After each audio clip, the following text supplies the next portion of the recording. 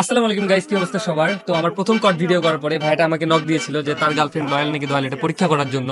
তো আমি সাজেক ট্যুরে যাওয়ার কারণে ভাইয়ের সাথে তখন রেসপন্স করতে পারিনি। পরে এসে ভাইয়ের সাথে যোগাযোগ করে আজকে আসতে বলেছিলাম, তো ভাইটা আসছে। তো আজকে আমরা পরীক্ষা করবো ভাইয়ের গার্লফ্রেন্ড আসলে লয়াল নাকি দয়াল। তো ভাই প্রথমে আপনার পরিচয়টা দেবেন। আপনার নাম কি? নাফিস। নাফিস। আপনার গার্লফ্রেন্ডের নাম? রুহি। রুহি। আচ্ছা, আপনার বাসা কোথায়? কিরগাছা। আপনার গার্লফ্রেন্ডের বাসা কিরগাছা। তো আগে বলছেন আমাকে, এই জন্য আমি জানি।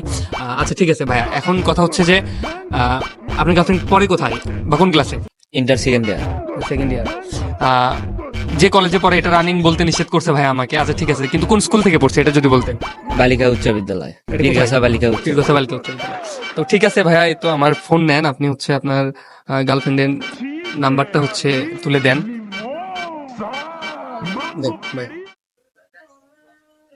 রুহি না?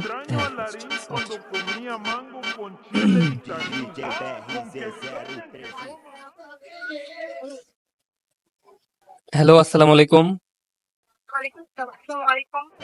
ওয়ালাইকুম আসসালাম, কেমন আছেন?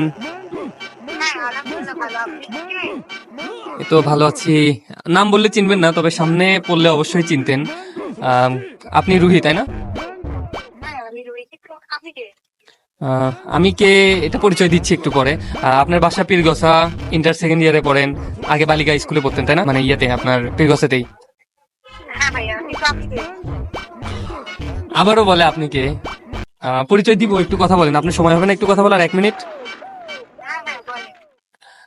আচ্ছা ঠিক আছে, বলি।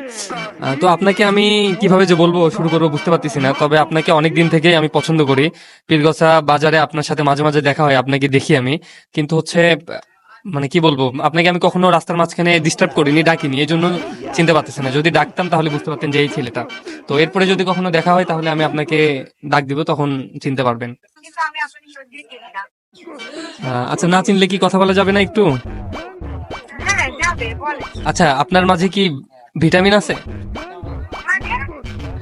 মানে যেদিন আপনাকে বীরগছা বাজারে দেখি ওই দিন একটু ভালো লাগে, এনার্জেটিক লাগে, নিজেকে এনার্জি কাজ করে নিজের মধ্যে। বাট না দেখলে আসলে খারাপ লাগে।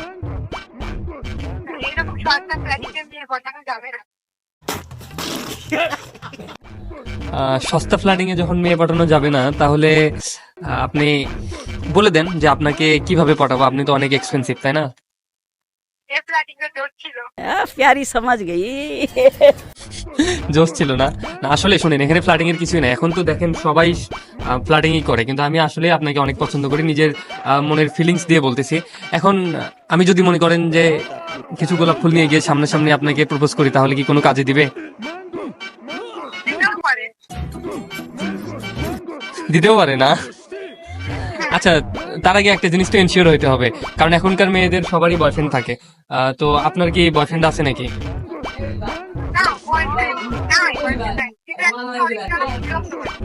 মানে একটা ছেলে আছে আপনাকে বিরক্ত করে কিন্তু বয়ফ্রেন্ড নাই? ও আচ্ছা। আচ্ছা ঠিক আছে, কিন্তু আহ, আপনাকে যে এত তাড়াতাড়ি আমার এত ভালো লেগে যাবে এটা আমি বুঝতে পারিনি। তো আপনি অনেক সুন্দর আর মায়াবী। কোনোদিন আপনার সাথে আমি কথা বলিনি, কিন্তু আজকে কথা বলে এটা জানতে পারলাম যে আপনার চেহারার মতো আপনার ভয়েসটা অনেক সুন্দর। কেন আপনার মনে হয় না যে আপনার ভয়েস এত সুন্দর? আপনাকে কেউ আগে কখনো বলেনি?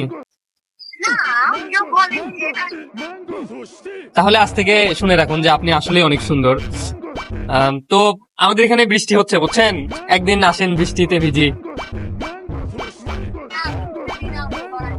জ্বর আসবে না? আচ্ছা, আপনি মস্তান নাম শুনছেন কখনো? মস্তান জাদুঘর বাসার কাছেই না? তো আমরা চাইলে কিন্তু একদিন ওখানে দেখা করতে পারি। আচ্ছা শুনেন, লাস্ট একটা কোশ্চেন করি আপনাকে। আপনি কি নাফিস নামে কাউকে চেনেন? চিনতে পারলেন না? আচ্ছা ঠিক আছে, একজন একটু কথা বলবে, দেখেন তো চিনতে পারেন কিনা।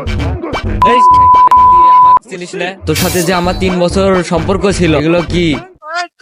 তুই যাই তো ফোন দেয় তার সাথে তুই কথা বলিস? তুই মনে হয় আগে এরকম করতিস।